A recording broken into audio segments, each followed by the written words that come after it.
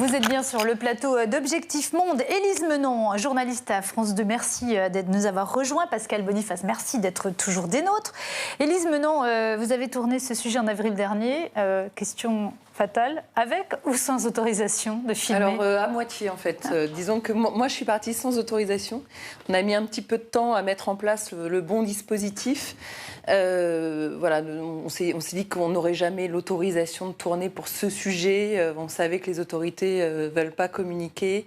On savait que le sujet était un petit peu sensible. Donc du coup, je suis partie avec un visa touriste. Mais j'ai rejoint une équipe sur place qui avait les autorisations. Mon caméraman Antoine Védéier est basé là-bas depuis 3 ans. Donc il a toutes les autorisations de tournage.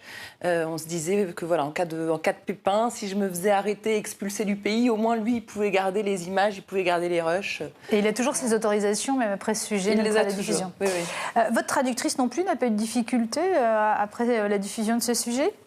Non, c'est une traductrice qui a l'habitude de travailler avec les journalistes étrangers, qui travaille avec mon caméraman Antoine Védéier au quotidien là-bas à Shanghai. J'ai eu des nouvelles d'elle après, je suis toujours en contact, elle n'a pas eu de soucis. Alors on va revoir ces images qui sont impressionnantes dans votre sujet. Ce sont les images de ces policiers, de ces représentants du pouvoir chinois qui finissent par vous retrouver dans une maison, vraiment dans un petit village de campagne.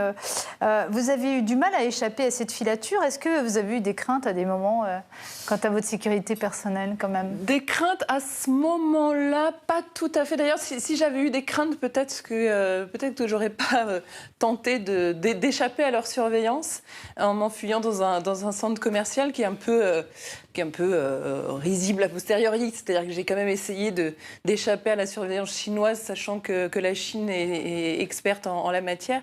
Donc, et que dans certaines villes, il y a une caméra pour 3 personnes. Voilà, c'est ça. Donc, non, j'ai pas eu tellement de crainte. Au moment de l'arrestation dans le village, on s'est quand même dit, oulala, qu'est-ce qui va nous arriver?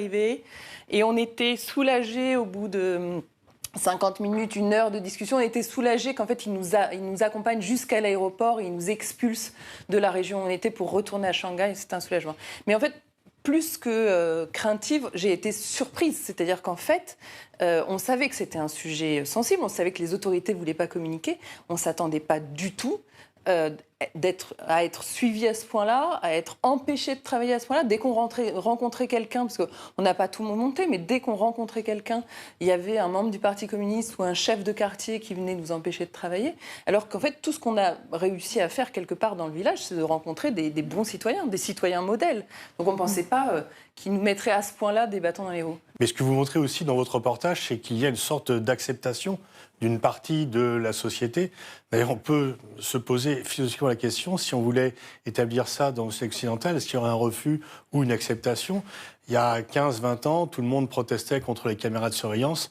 Maintenant, elles sont partout. Donc, c'est une interrogation. Parce qu'effectivement, quand George Orwell a écrit 1984, il ne se doutait pas combien son roman n'était pas un roman d'anticipation et combien son roman, finalement, est presque même en retard maintenant par rapport aux moyens technologiques qui va être donné un pouvoir de contrôler du matin au soir la population. Mais justement, ça nous ramène à l'épidémie de coronavirus où on a vu justement ces images des drones qui disent à des personnes, à des habitants, attention, vous ne portez pas votre masque. Vous pensez que la dictature numérique, on est déjà dedans, on n'en est pas loin quand même. Elle est quand même moins grave que celle de Mao.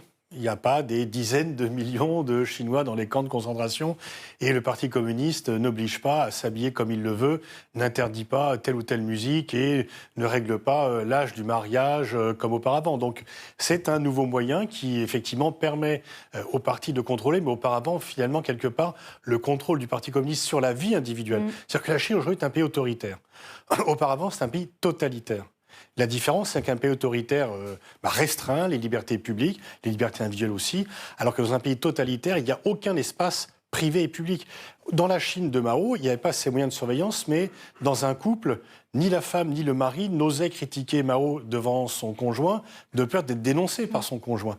Donc oui, il y a beaucoup plus de moyens technologiques, mais l'étau est quand même desserré par rapport à la période précédente. On parlait justement de la question de la dictature numérique ou pas. Xi Jinping, qui est au pouvoir depuis 2013 et qui peut désormais être président à vie, puisqu'il a fait modifier la constitution chinoise, il est plus autoritaire que ses prédécesseurs Jiang Zemin ou Hu Jintao. Que Rintao, oui, parce qu'effectivement, au début du développement des réseaux Internet, des réseaux sociaux, on a dit, avec Internet, finalement, la Chine va devenir une démocratie, aussi avec l'élévation du niveau de vie. Et Xi Jinping a plutôt resserré les boulons depuis qu'il est au pouvoir. On le voit par rapport à différentes choses, alors parfois de façon positive en luttant contre la corruption, mais la lutte contre la corruption est aussi une façon d'éliminer ses adversaires.